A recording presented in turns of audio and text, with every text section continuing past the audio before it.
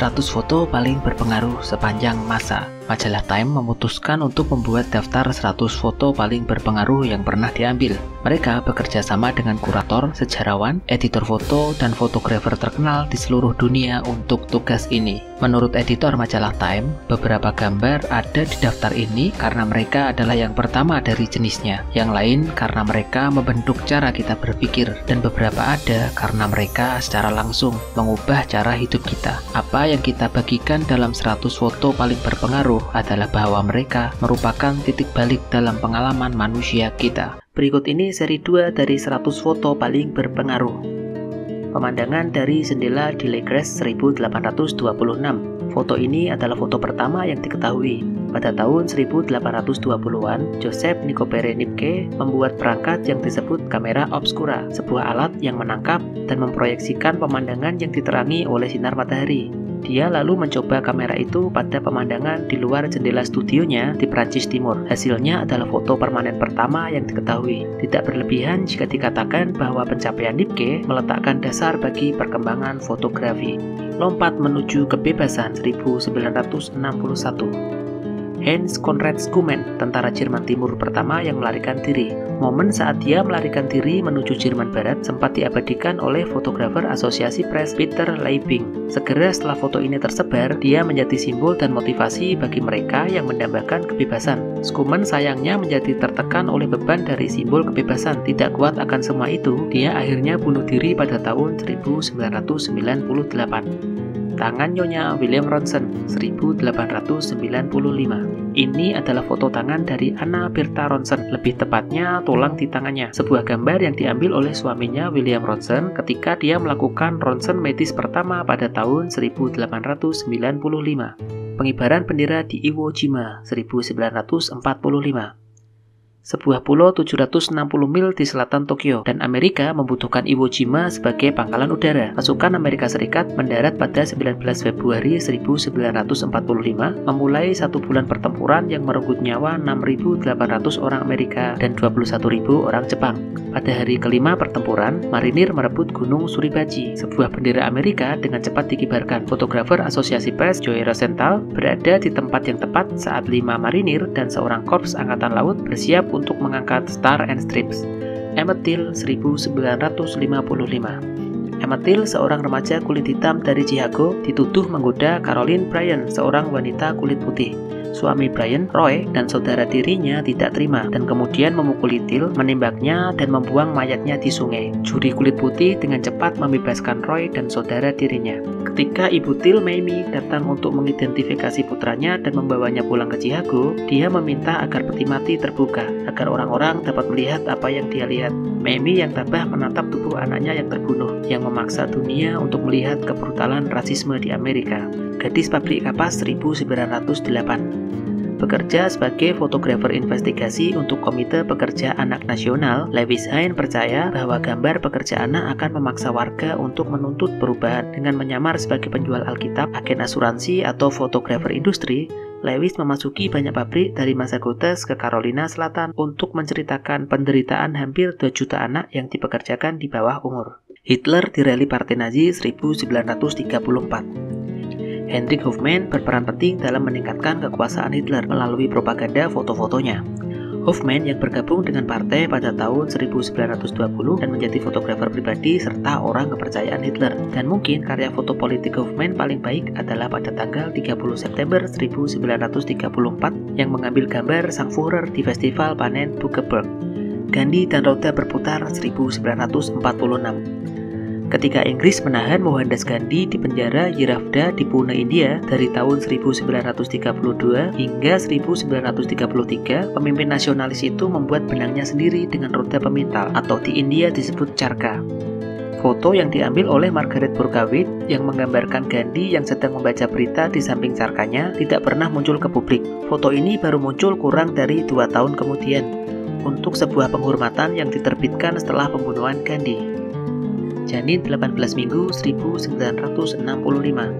Ketika majalah Life menerbitkan esai foto dari Lennart Nilsson berjudul Drama of Life Before Breed pada tahun 1965, terbitan tersebut begitu populer hingga terjual habis dalam beberapa hari.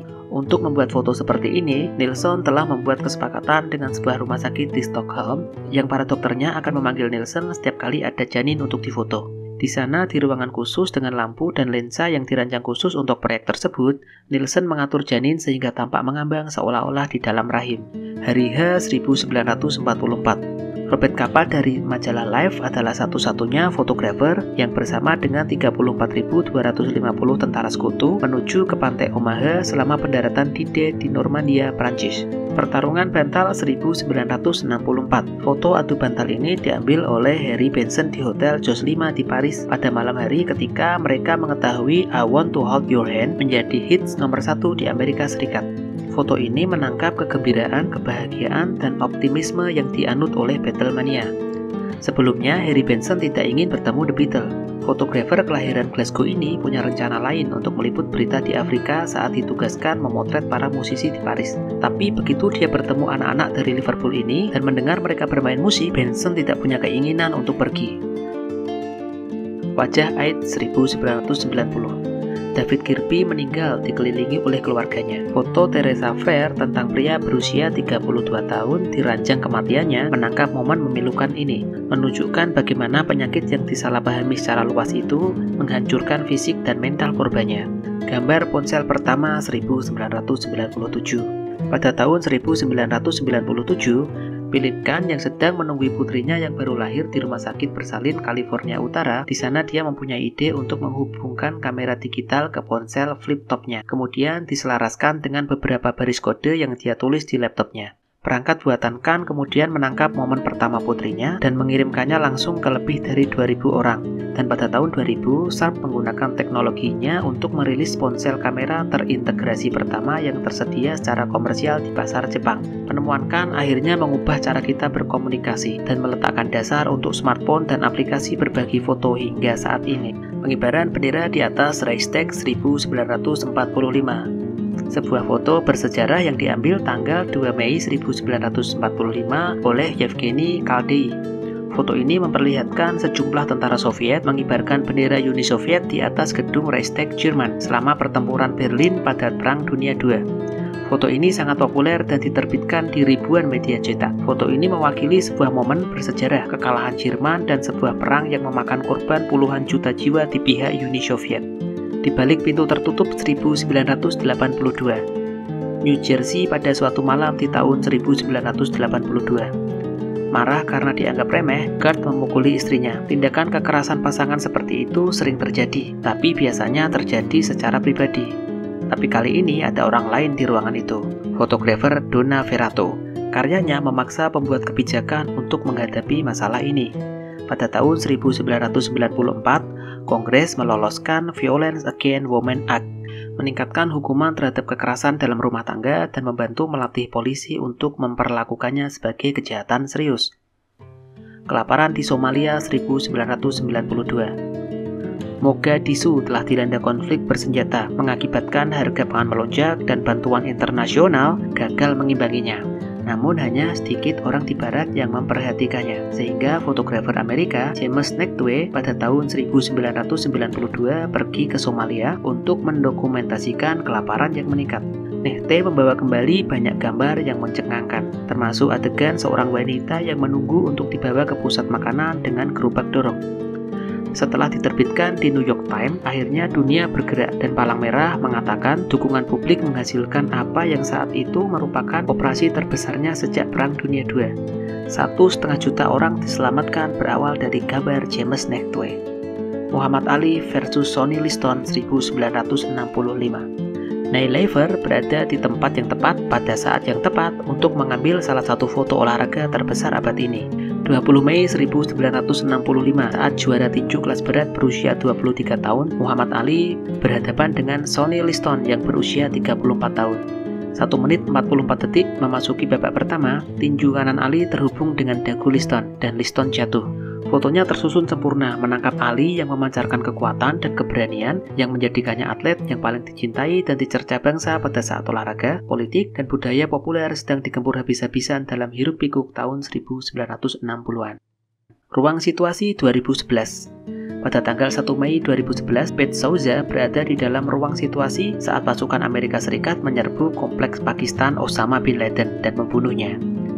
Namun Souza tidak mengambil foto serangan maupun bin Laden. Sebaliknya, dia memfoto mereka yang menonton operasi rahasia secara real time. Presiden Barack Obama membuat keputusan untuk melancarkan serangan, tetapi seperti semua orang di ruangan itu, dia hanyalah penonton untuk eksekusinya.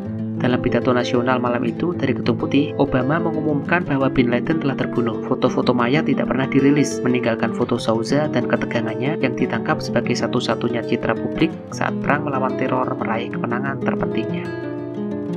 Nuit de Noël 1963, fotografer Mali, Malik Sidibé.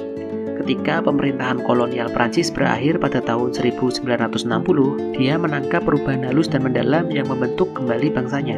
Sidibé mengambil ribuan foto yang menjadi catatan waktu nyata dari pergeseran budaya yang terjadi di ibu kota. Salah satu fotonya mengambil gambar pria muda yang mendekati wanita muda, kemudian memegang tangan mereka, sebuah momen yang sebelumnya tidak diperbolehkan dalam budaya Mali.